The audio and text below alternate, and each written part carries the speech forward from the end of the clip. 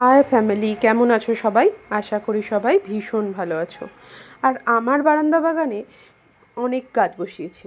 কী গাছ জানো? সব টমেটো আর লঙ্কা।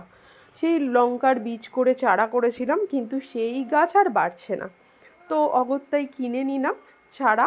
টমেটো, লঙ্কা এই সমস্ত চারা কিনে নিয়েছি। আর আমার বারান্দা বাগানে তো কুমড়ো গাছটাও হয়েছে, আশা করি ফুলও ফুটবে কয়েকদিন পর। আর সেই করলা গাছটা তো এখনও আছে, কারণ করলা গাছটার এখন ফল দেওয়ার টাইম, কিন্তু মাঝে মধ্যে পোকা হয়ে যাচ্ছে।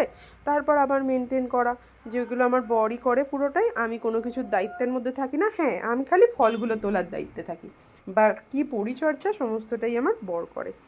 যাই হোক, আমার বারান্দা বাগানের ছবি তো তোমাদের সাথে শেয়ার করলাম। তারপর মামার বাড়ির পেঁপে, এটাই লাস্ট।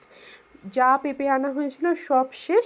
এরপর লাস্ট পেঁপে, এটাই বড় পেঁপে ছিল, তো আমরা কেটে নিলাম। আর পেঁপেটা না অসম্ভব মিষ্টি, এত সুন্দর পেঁপে। আর এই পেঁপেটা কাটতে গিয়েই ফার্স্ট বীজের দেখা পেলাম। মানে পেঁপেগুলো এতদিন ছিল পেকে যাচ্ছিলো, কিন্তু কোনো বীজ থাকছিল না পেঁপের মধ্যে। কিন্তু এই পেঁপেটায় অনেক বীজ, এবং তার সাথে যেন ছোটো ছোটো চারাও হয়ে গেছে। যাই হোক, পেঁপের বীজগুলো একটু সংরক্ষণ করতেই হবে। তারপর কেটে নিলাম। অসম্ভব মিষ্টি পেঁপে। আবার মিষ্টি পেঁপের জন্য মামার বাড়িই যেতে হবে।